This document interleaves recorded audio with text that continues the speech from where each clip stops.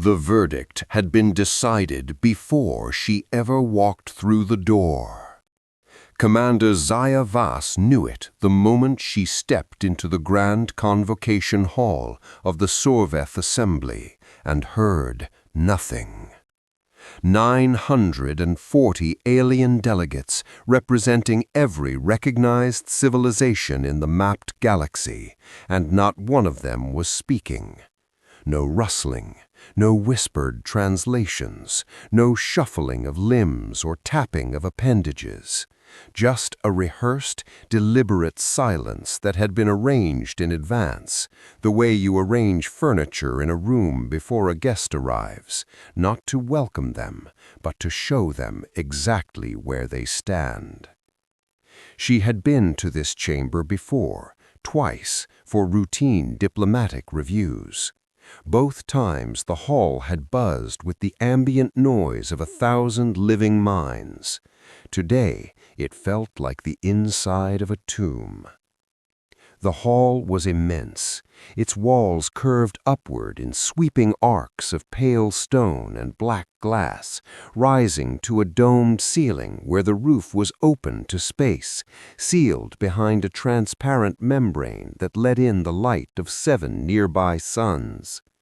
The seats climbed in rings above the central floor, tier after tier, each row slightly further back, slightly higher, until the topmost delegates were so far above the platform that they were little more than silhouettes. The design was not accidental.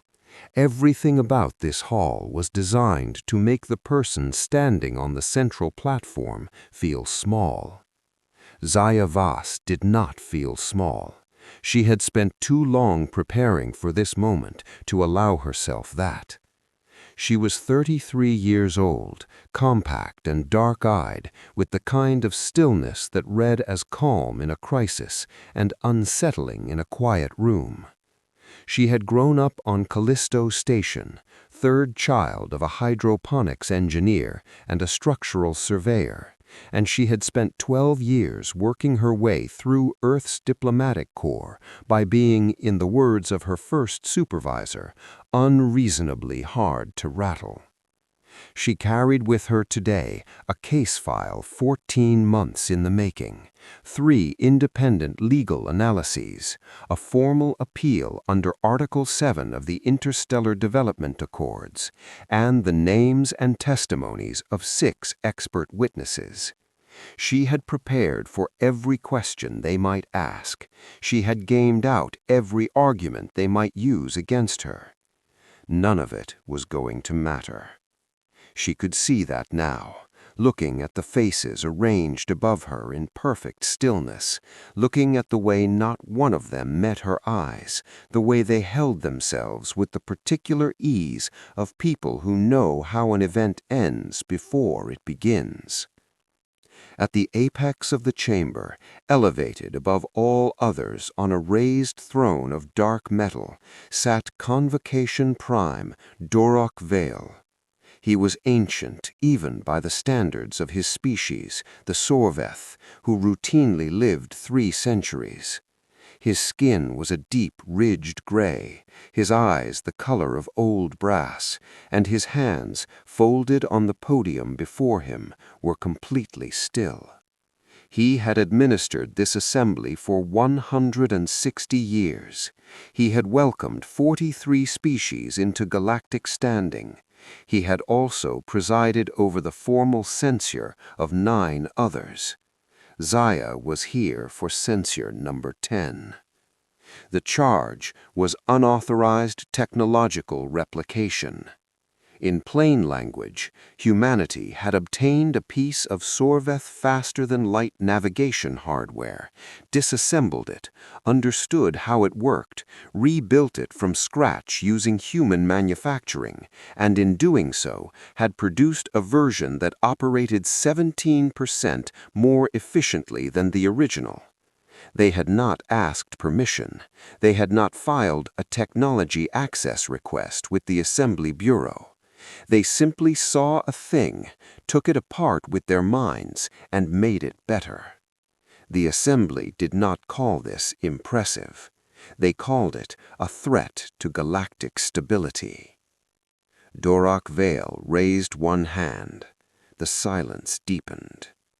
Commander Zaya, his voice was rendered low, precise, the tone of someone reading a sentence they personally found distasteful but professionally necessary. The Sorveth Assembly has completed its deliberation on the matter of Earth's technological conduct. The process required 6 full sessions. The outcome was unanimous. Zaya stood on the central platform. Beneath her feet, the floor was transparent, open to a direct view of the starfield below, unfiltered, undimmed, the raw dark of space pressing up through the glass like it was trying to remind her how far she was from anywhere familiar. It was a deliberate psychological choice, she had been told. Speakers were meant to feel the weight of their smallness. She looked at it for 3 seconds. Then she looked up at Dorak Vale and kept her eyes there. Humanity, he said, is a young species, energetic, often creative, and persistently unable to operate within the boundaries that allow a galactic civilization to function in stability. This is not a unique failing, however. The severity of the current transgression, combined with your species' documented pattern of acquiring before understanding and building before asking, has led this assembly to a conclusion it does not reach lightly. He paused. Zaya did not fill the pause. Earth, its moon installations, and all human-affiliated deep space stations are to be placed under a full severance embargo, effective 60 standard hours from this reading. All navigational corridor access connecting human space to the galactic network will be collapsed and locked. No trade vessels, no communication relays, no transit rights, no emergency dispensation. The human civilization will be removed from the living chart of the galaxy for a minimum of 40 standard years. The chamber did not react because it already knew. At the end of this period, Vile continued, a petition for review may be submitted. If humanity demonstrates in isolation that it possesses the stability and restraint required for galactic participation, that petition may be considered. If it does not survive the process, he tilted his head in a gesture so slight it was almost nothing, then the assessment speaks for itself. Zaya heard those words settle through her like cold water finding its level. She looked at the chamber. She looked at the Dref delegate near the upper left who had not looked at her once, who was already reviewing something on a personal display. She looked at the Kovari blop in the eastern tier, 3 of them sharing a quiet exchange, already moving on. She looked at all 940 of them, every species, every face, every civilization that had looked at humanity and seen a variable to be managed rather than a mind to be heard. Dorak Vael folded his hands. You may respond, Commander, though the record will reflect that the verdict is not subject to alteration. Zaya stood still for a moment. Then she smiled. It was not a warm smile. It was small and precise, and arrived on her face not because she had planned it, but because something had just settled inside her with the particular finality of a lock engaging. They believed they were sending a child to its room. They believed isolation was punishment. what they were actually doing, what they could not possibly understand they were doing, was leaving humanity alone with its own uninterrupted mind. No borrowed assumptions, no inherited frameworks, no handed-down understanding of how the universe was supposed to work. They were sealing the most dangerously curious species in the galaxy inside a box with nothing but time and questions. "Thank you, Prime Viel," she said. Her voice was steady.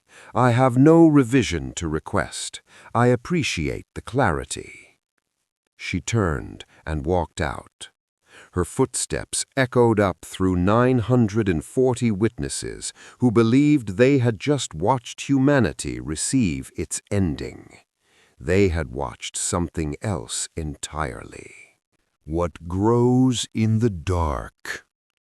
The ship that carried her home was called the Ardent Meridian, a mid-class diplomatic courier, 15 crew, older than most of its own replacement parts.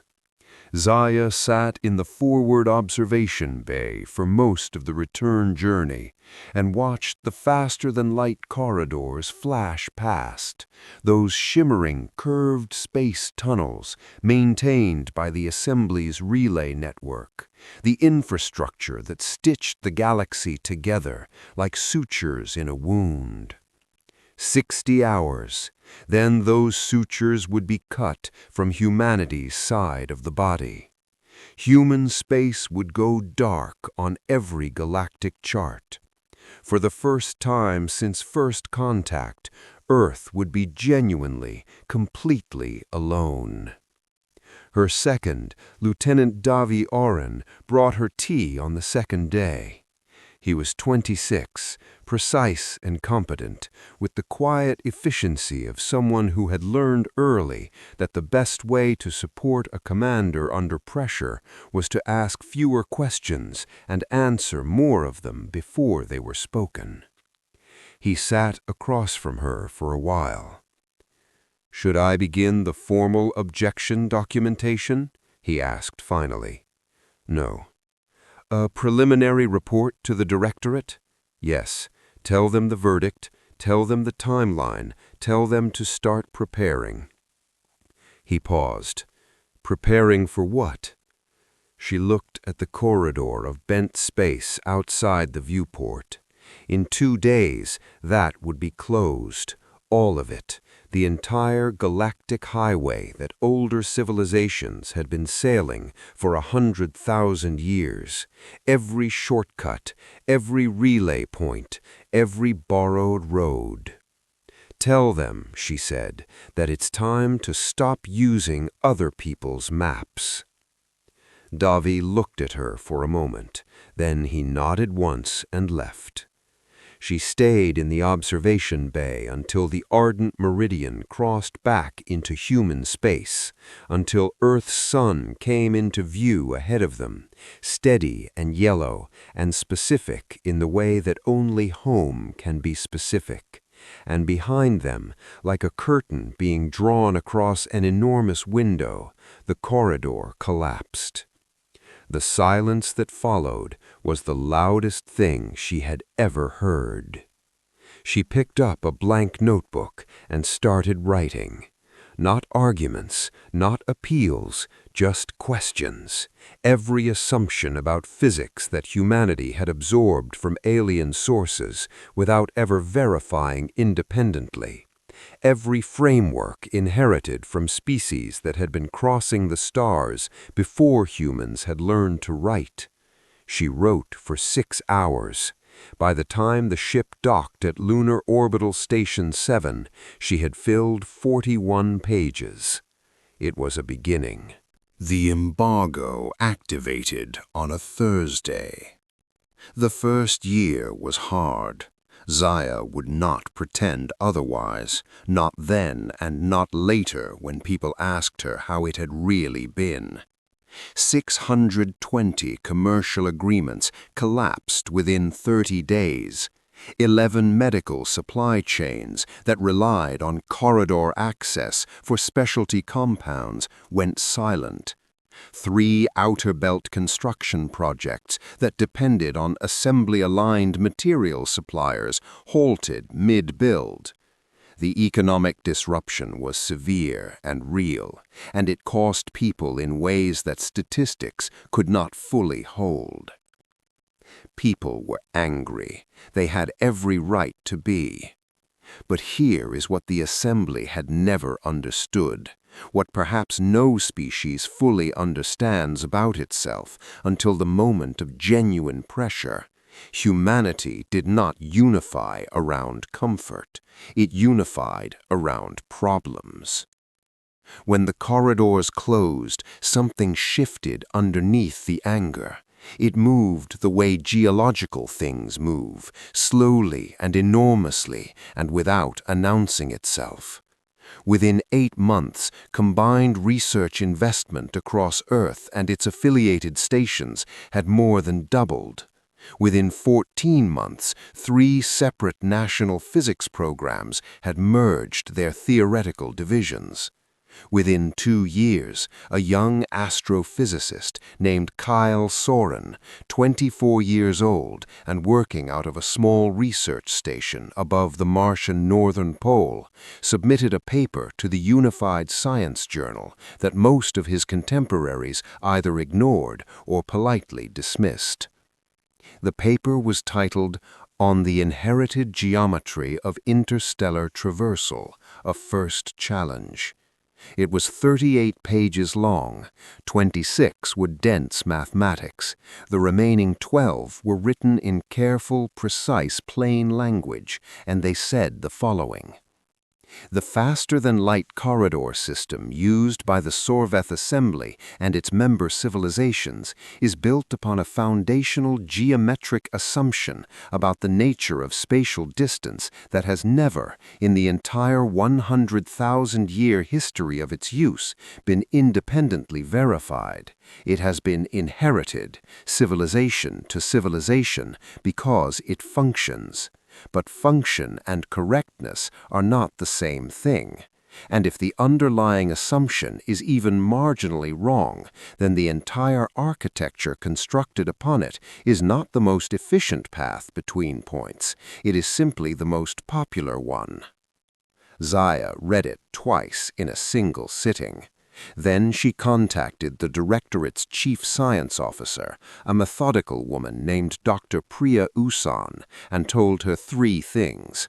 Find Kyle Soren, fund him without ceiling, and build a wall of clearance around his work before anyone outside a controlled circle sees where his thinking is going. Priya paused. You've read the actual paper, not just the abstract? Every word. Another pause. You think he has something?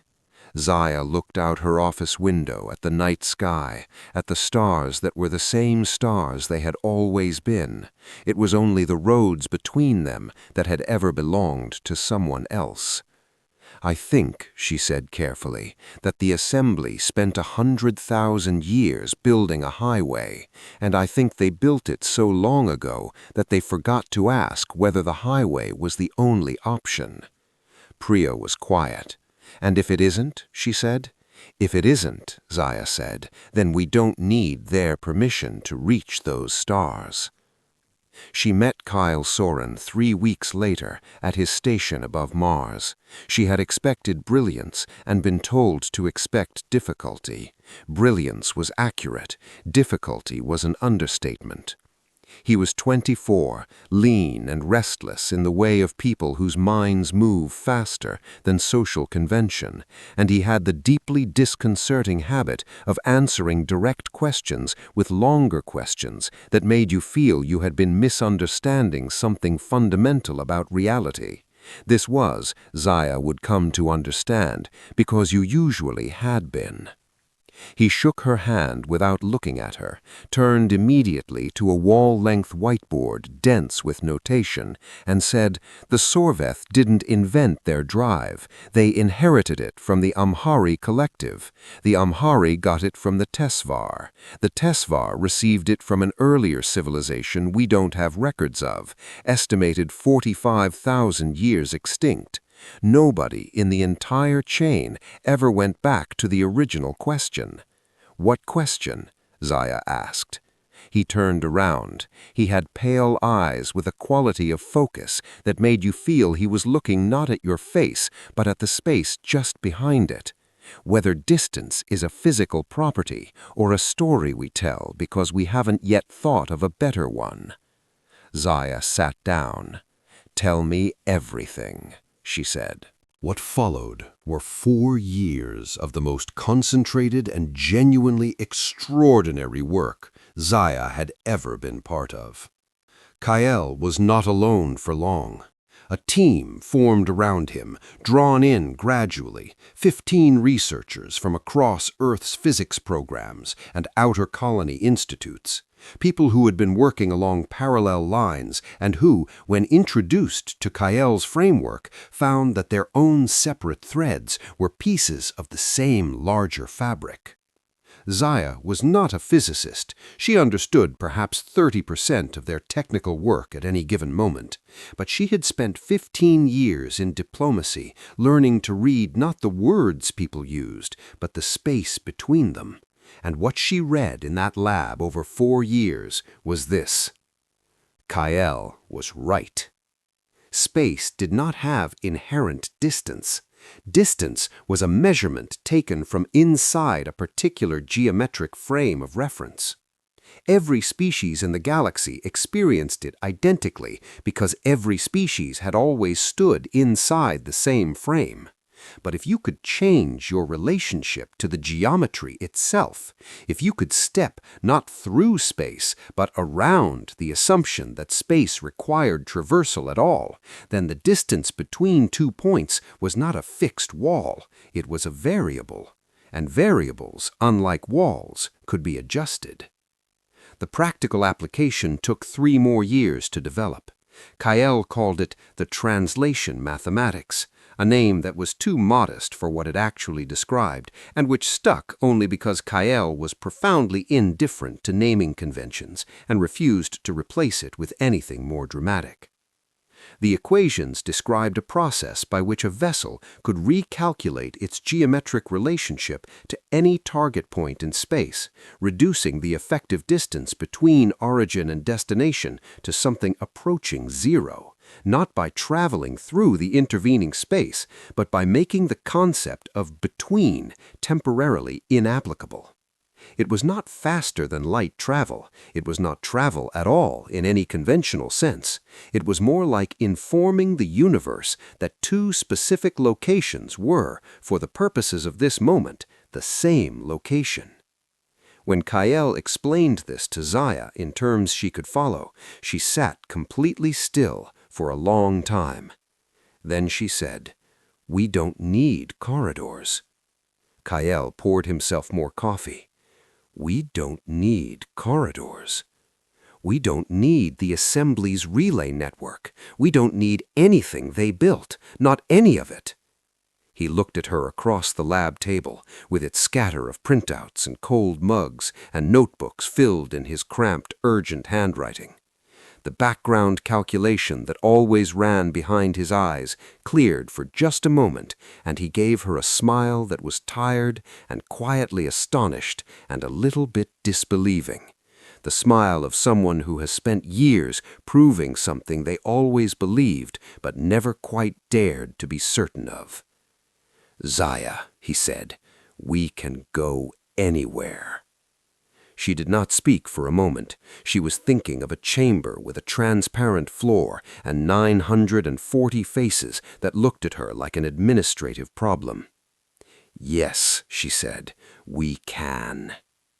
They did not celebrate that night. There was too much work remaining. A theoretical framework is not a ship. A ship is not a tested ship. A tested ship is not a fleet. But something had changed. Something irreversible had settled at the center of the project, and at the center of everyone who was part of it. Not as excitement exactly, but as weight. The weight of something real, something that could not be unmade. The assembly had locked the door. They had discovered the door was an illusion. The first translation vessel took 2 years to build. They named her the Soren, and Kael spent 4 days arguing it was an embarrassing choice, and one day looking quietly pleased when he thought no one was watching. She was not a beautiful ship. She was compact and angular and built entirely around the translation drive at her core. 12 crew stations, reinforced forward observation deck, no decorative elements, nothing that was not load-bearing. Her hull was a flat, unreflective gray. She had no insignia, no earth markings, no flags on her side. Zaya had decided this early. When they went back, they would go back quietly. No announcement, no broadcast. They would simply arrive. The test series took 9 months. First 3 flights unmanned. 4th flight, 6 crew. 5th flight, 12. The 6th flight, Zaya was at the forward station, and Kael's voice came through the engineering bay earpiece in the careful, unhurried tone of someone handling something that could not be rushed.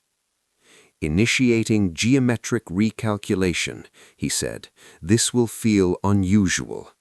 "Define unusual," Davy said from his station. He was 32 now, had been with Zaya since the beginning, and had developed over the years a particular expression when around Kael that communicated deep professional respect and mild existential weariness in equal measure. "Kael," Zaya said. "Yes, do it." A pause. "Translating," he said.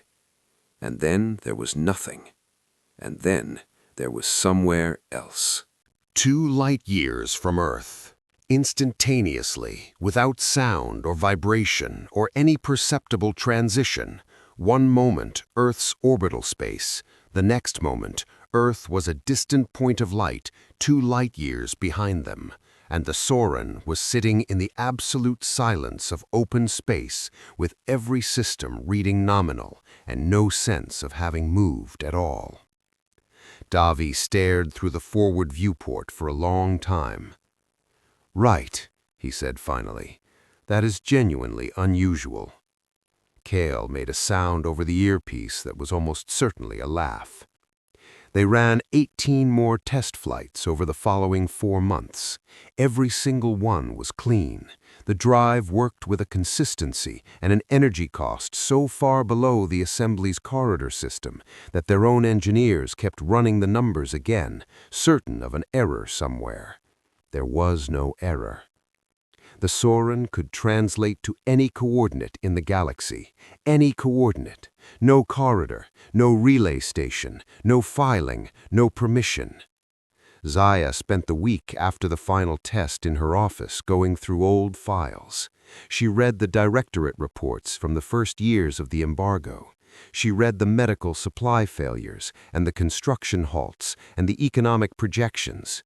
She read the official diplomatic silence from the Assembly's Liaison Bureau, an office that had stopped sending messages in year 4 and never resumed. She read the transcript of Dorak Vale's sentence, which she had kept and read several times over the years. She read it once more now, slowly, all the way through. The human species lacks the temperament required for the stars. She set the transcript down. Then she picked up her comm unit and called Kael. "Are you ready?" she asked. She heard the faint sounds of his lab behind him, the click of a mug, the creak of his chair. "I've been ready for 7 years," he said. "We leave Friday," she said. Davy made a small note in the mission log. They translated into the Sorveth Assembly's home system on 0847 on a Saturday morning. Zaya had chosen the coordinates with care.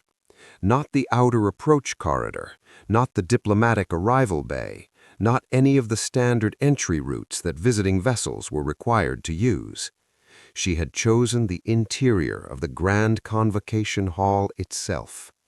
The chamber was in full session when the Soren materialized 200 meters above the central speaker's platform, in the empty dome space at the hall's upper center, with a sound like a single quiet exhale.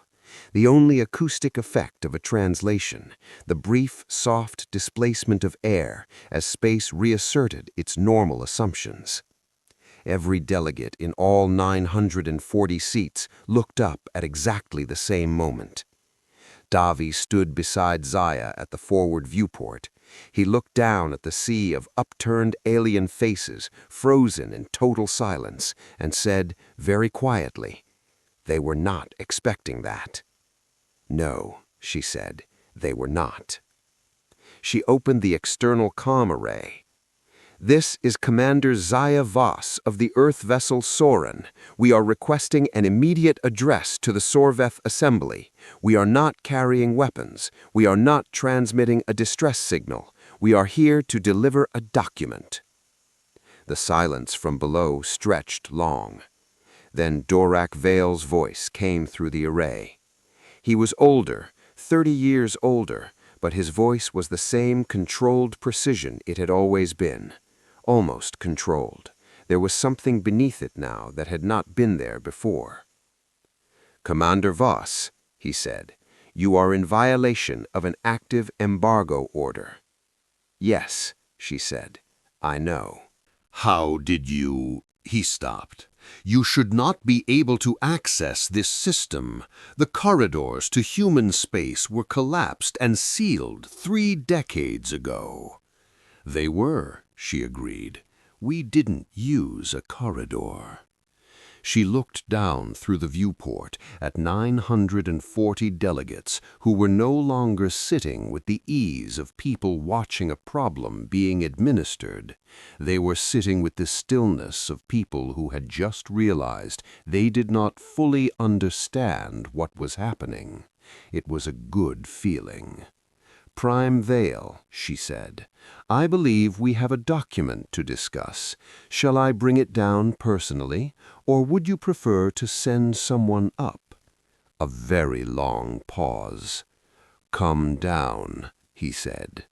Zaya nodded to Davi. He began the docking sequence, and she walked to the back of the ship to put on her uniform.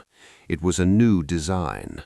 Earth had developed its own diplomatic dress code during the embargo, and it no longer followed assembly protocols. It was clean and dark, with a single small symbol on the collar, a point and a second point, connected not by a line, but by a fold, 2 locations meeting each other without the space between them. Kale had designed it. She had thought it was too obvious. She wore it anyway. The document she carried was a bound volume, printed on Earth paper. 42 pages. The first 28 pages were humanity's revised application for Class 1 sovereign standing, fully formatted, legally complete, every required attachment in order. The final 14 pages were a mathematical proof, and it demonstrated 3 things with precision that no one in that chamber would be able to dispute. First, the entire assembly corridor network rested on a flawed geometric assumption. Second, humanity had identified and corrected that assumption. Third, the corrected mathematics revealed a structural fragility present in every existing faster-than-light relay station in the galactic network, a fragility that, under specific conditions, could trigger a cascade failure of the entire system simultaneously. Humanity had no intention of triggering that failure. They never had, and they never would. But for precisely as long as it took them to read and understand what they were looking at, every civilization in that chamber was going to experience, for the first time in their long and comfortable galactic existence, what it felt like to be genuinely uncertain about their own safety. What it felt like, in other words, to be human. The hatch opened. Zaya walked down the ramp onto the speaker's platform. She set the document on the podium. Then she looked up at Dorak Vale, who was standing, which he had not done at their last meeting, and she gave him the same small, precise smile she had given him 30 years ago on her way out of this chamber. "We would like to discuss terms," she said. The session that followed lasted 9 days. Some of it was technical, some of it was procedural, and some of it was simply the long, uncomfortable process of 940 civilizations recalibrating a picture of the galaxy they had held with complete confidence for longer than humanity had existed. That recalibration was not fast, it was not graceful, but it was thorough. On the first day, 4 assembly member species requested that the Sorin be impounded and its drive disabled pending full review. Zaya declined politely and noted that impounding a vessel capable of repositioning to any coordinate in the galaxy at will was a theoretical exercise rather than a practical option. The requests were withdrawn. On the second day, the Kovari Dominion launched 22 warships toward human space. Using assembly corridor travel, they would arrive in 6 days. During those 6 days, the assembly session continued. Zaya answered every question put to her about the translation drive with complete honesty and full technical transparency.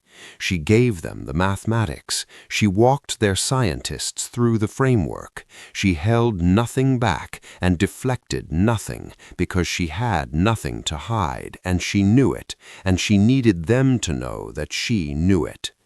On the 7th day, the Kovari fleet arrived at the calculated coordinates of human space. They found empty space, not a destroyed solar system, not an evacuated one, clean, quiet, mathematically unremarkable open space, as though the sun and its family of planets and the 4 billion people living in and around them had simply never been there at all. The Kovari fleet filed an emergency report to the Assembly. Zaya was handed a copy during a mid-morning recess. She read it, set it on the table beside her water glass, and returned to her seat for the afternoon session without comment. That evening, during a quiet break in proceedings, Dorak Vale approached her in the corridor outside the main floor. "Earth," he said, quietly, without the formal register he used in session. "Safe," Zaya said. "That is not the complete answer. It's the truthful one. Earth is safe. Every human being is safe, and when we have reached an agreement that accurately reflects our actual standing in this galaxy, I will tell you where they are." He looked at her for a long moment. He was very old in that moment, and the authority that usually sat on him like a second skin had shifted slightly, the way a heavy coat shifts when the person wearing it is tired. "You moved your solar system," he said. It was not quite a question. "Yes." A pause. "That is not something that should be possible." "A great many things that shouldn't have been possible," Zaya said, "turned out to be possible once we stopped accepting other people's definitions of impossible." He was quiet.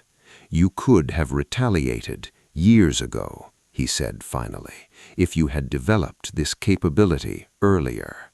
"We didn't develop it earlier," she said, "because we weren't ready. And we haven't retaliated now because we don't want what you have. We never did. We wanted to be treated as equals. We still want that. The difference is that now you can't decline." The morning session of the 8th day began with a request from 12 non-assembly species who had been observing the proceedings as neutral parties. They wanted access to the translation mathematics. Zaya gave it to them. Not just to them. On the 8th morning, humanity transmitted the full theoretical framework of Kyle Soren's folding equations, freely and without encryption, to every non-assembly independent civilization in the mapped galaxy. 127 species received the transmission simultaneously. Within 48 hours, every active physics program on every one of those worlds had begun working through the mathematics. The Assembly's monopoly on interstellar travel did not end that day. Technology takes time to build and deploy, but its theoretical foundation, the fundamental reason why every species in the galaxy had always depended on the corridor network, dissolved in those 48 hours. The control was gone, the leverage was gone, and every delegate in that chamber who understood the implications sat very quietly with the weight of that understanding pressing down on them. On the 9th day, Thorak Vale called the chamber to full session. Zaya walked to the platform the same way she had walked out of this chamber 30 years ago, steadily, without hurry, without performance. Vale looked at her from across the podium. He was very old. In the light of the chamber, he looked like something carved from the same stone as the building itself, ancient and fixed and permanent. "The Sorveth Assembly," he said, "has agreed to formally rescind the severance embargo against human space. The Assembly further agrees to open a comprehensive review of human sovereign classification under all relevant charter provisions." He paused. "These are substantial concessions." "Yes," Zaya said, "they are. You understand that full Class 1 standing will require a review period of—" "We're not applying for Class 1 standing," Zaya said. The chamber moved, a shift, a murmur that ran through 940 seats like a breath drawn all at once. Vale stopped. "I beg your pardon? We are withdrawing the formal application. Class 1, Class 2, these are your categories, your taxonomy, your framework for deciding who matters and how much. We spent 30 years outside that taxonomy. We found the experience clarifying." She looked out at the chamber, at all the faces fully on her now, nothing being processed in the background, nothing being dismissed. "We are not here to join your system. We are here to propose a different one." She set a second document on the podium. It was thin, 8 pages. "We are calling it the Open Lattice, a non-hierarchical galactic compact, no species ranked above another, no embargo powers, no classification tiers, no veto authority over which civilizations are permitted to reach the stars. Every species equal in standing from the moment of confirmed sentience, enforced not by force, but by the principle that no single entity controls the roads between worlds." She paused, "including humanity." "Including humanity," Vale repeated. "We did not build the translation drive to replace your monopoly with ours. We built it because we needed to go home.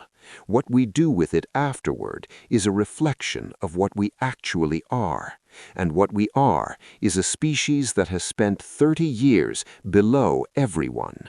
We have no interest in spending the next 30 years above anyone. Neither position is right." The murmur in the chamber grew and then quieted. Vale looked at the 8 pages. He looked at her. "This will require extensive negotiation. We have time," she said. "Humanity has just demonstrated it has considerable patience." He was quiet for a moment. Then something shifted in his expression, something small and subtle and genuine beneath the formal surface. He said, "I remember the day you left this chamber 30 years ago." He paused.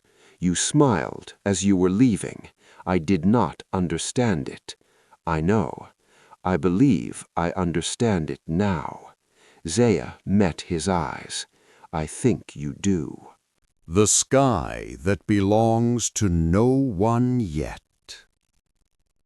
The open lattice negotiations began 3 days after the assembly session closed and ran for 2 years. Some of it was genuinely difficult.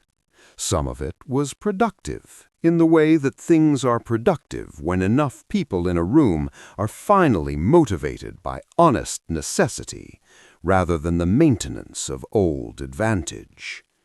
And some of it was simply the slow, necessary work of building a new framework in a galaxy that had operated on inherited assumptions for longer than humanity had been writing anything down.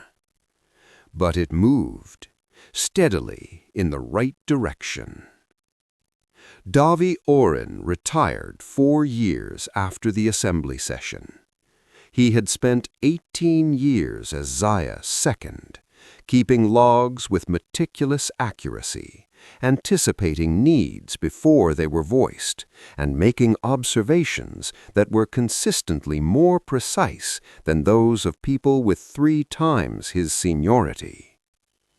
On his last day, he shook her hand and said, "I want you to know that working with you has been the most consistently interesting experience of my professional life.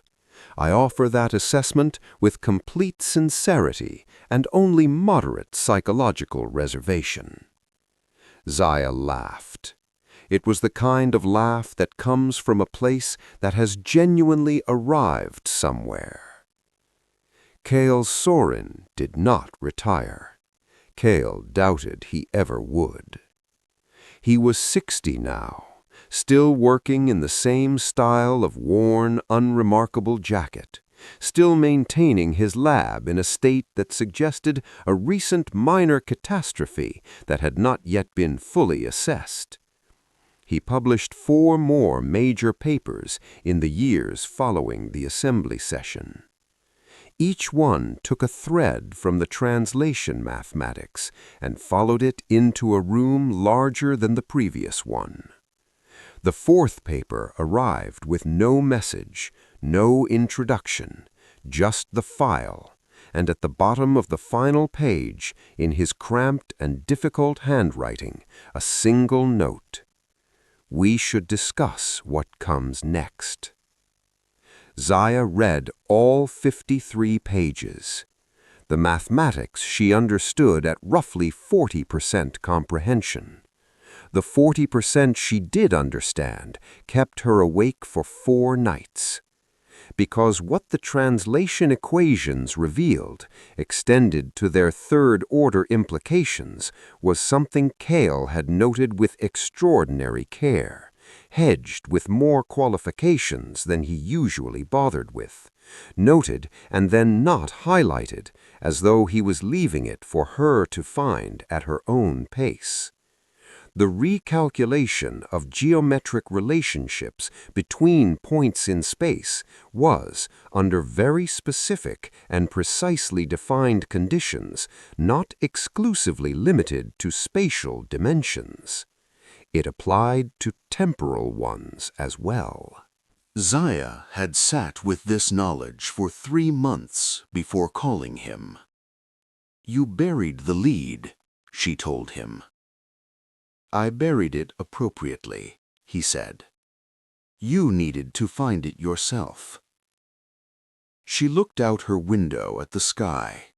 The Earth's relocated sky above a world now orbiting a sun that shone on constellations that had never been named by human eyes.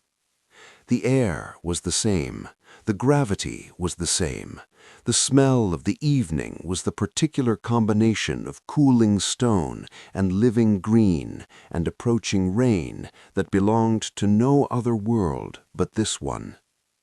Home had moved. Home was still home.